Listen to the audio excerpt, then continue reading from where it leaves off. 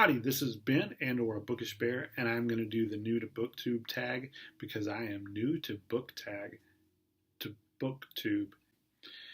So, number one, where are you joining us from? I am from Texas, and in Texas, so that is where I am joining you from.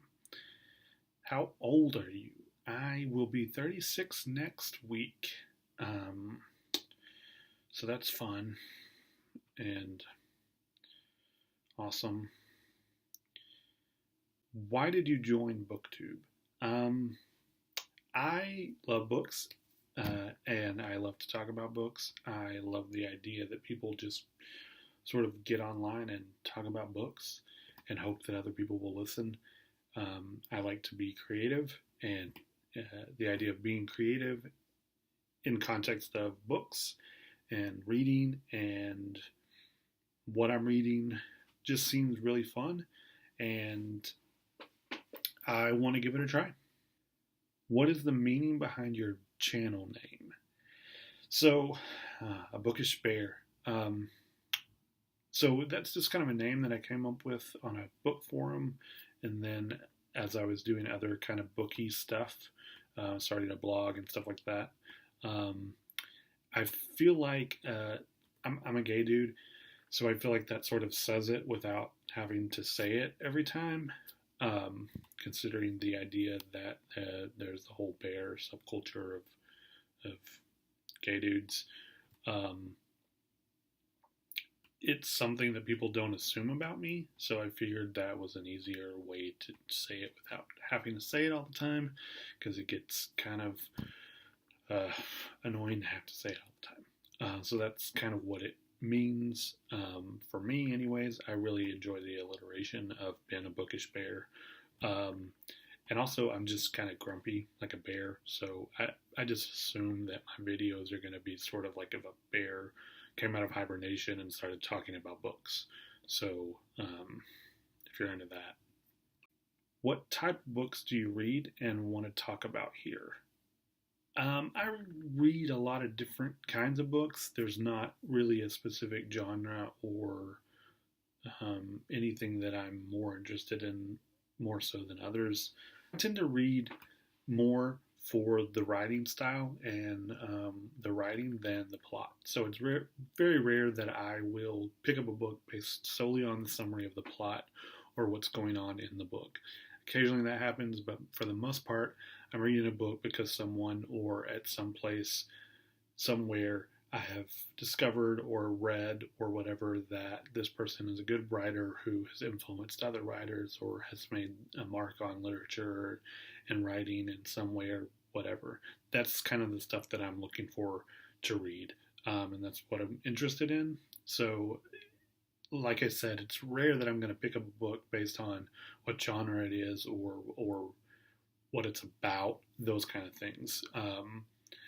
Just because that's not what pulls me in. I tried to do that a little bit more this past year, and I would read things just based on, like, okay, I want to read scary books, and these are popular scary books at the moment, kind of thing.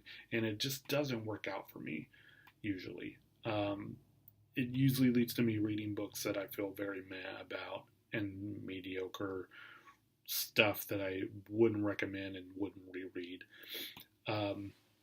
So I'll probably be doing less of that again this year.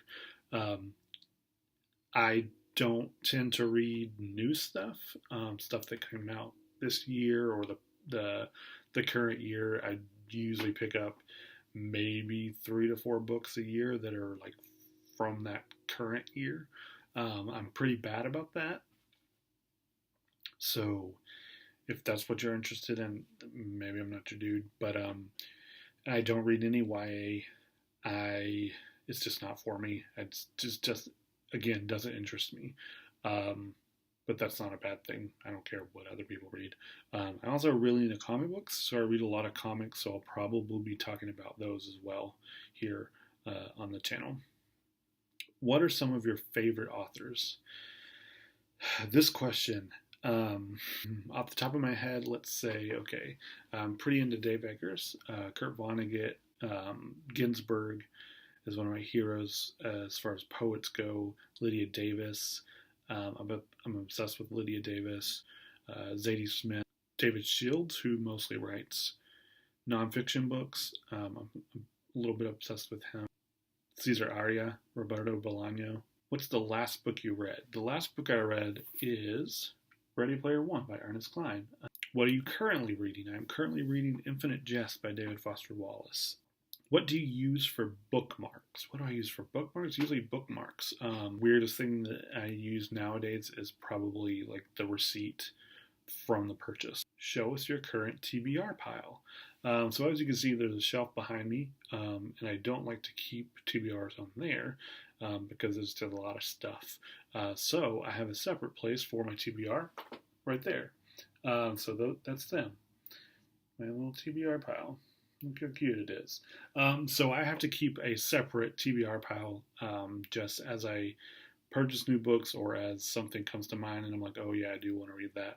I put it in the smaller stack because once I finish a book, I want to be able to start a new one quickly, and it helps me to narrow down what I want to read to a smaller stack so I can choose more quickly and easier.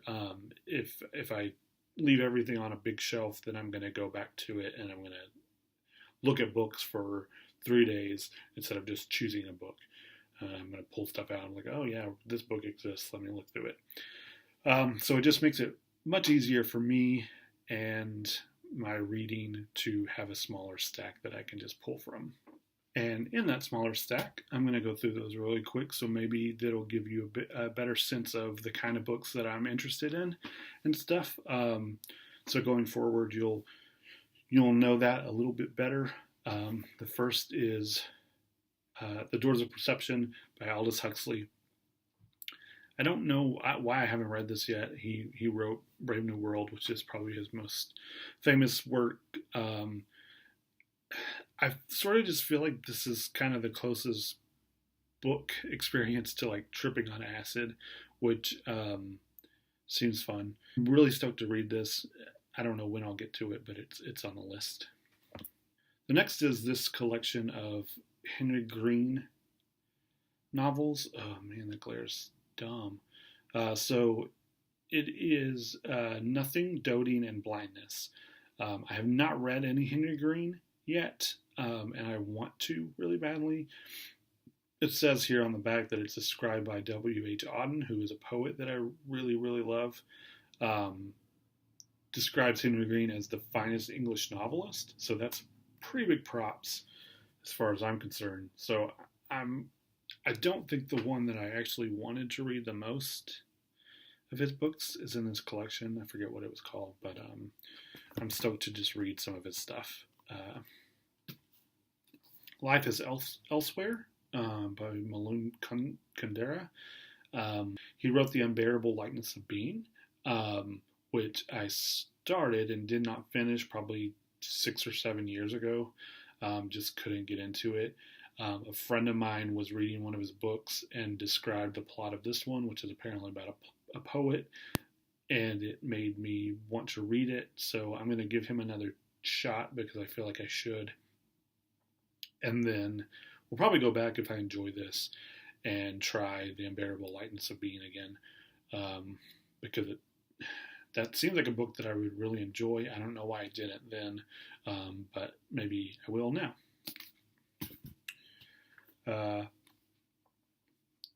I kind of always have a Haruki Murakami book in my TBR. He's one of those writers that I really, really love and enjoy his work. I really gravitate and really love books that the prose and the writing style is very grounded and realistic and simple, but weird shit happens. That's kind of my favorite thing, is books that are, the writing style is kind of boring, but then weird stuff happens, and it's inexplicable. The author doesn't try to explain it or say why it's happening. It just happens. Those are my favorite kind of books. Murakami does that really well, I think. Cool. Matilda by Roald Dahl. This is one of my all-time favorite books. In the 6th grade, I read it obsessively. Like, I just read it over and over and over. reflective stuff is not cool for BookTube. The Bluest Eyes by Toni Morrison. I have only read Beloved so far, and I know that I need to read more, so this is just the next one that I have that's in the list. I know, it's Black History Month. February is a really awesome thing that seems to be happening on BookTube right now, so maybe once I finish Infinite Jest, this will be one of the first ones that I tackle because it kind of ticks both of those boxes. And then the last one in my TBR pile is actually the one that I kind of want to get to the most and has been in the stack the longest. It's called The Use and Abuse of Literature by Marjorie Garber. I'm just going to read this description really quick because it's amazing. In this deep, engaging meditation on the use and uselessness of reading in the digital age, Harvard English professor Marjorie Garber aims to reclaim literature, that's in quotes, from the periphery and restore it as a radical way of thinking to the center of our personal, educational, and professional lives. So this is right up my alley. This is exactly the kind of stuff that I want to read and I'm interested in. So stoked to read this. Okay, so this is kind of going back to the top. Now that I've reread the description again. It's been on my list forever. Do you prefer hardcover or paperback? I prefer paperback. I do not like reading hardcovers. I don't have really great reasons why. Usually I get books pretty cheap used in paperback form, and I feel like I'm kind of hard on books. I don't really worry about condition so much unless it's something really special. So I'm kind of rough on them. I don't mind if they get coffee stains on them or if they look well read. Some of my favorite books are just really beat up because I read them so often. So hardcovers, they're more expensive, so it just feels wrong to do that to them. And usually they're prettier. So I usually don't buy hardcovers unless it's something that I absolutely must read and don't want to wait for, or it's a really special edition, which I don't normally read. They just sit there and look pretty. Physical or ebooks? I prefer physical books. It's just always going to be more pleasant to sit with a book and read it than it is to look at a screen and read a book for me. That said, I don't mind ebooks, and I'm reading them a lot more in the past year or so than I ever have before. I'm on my phone sometimes, so I just keep short stories on there and read. So if I'm out and about and bored with Pocket Camp, I'll read.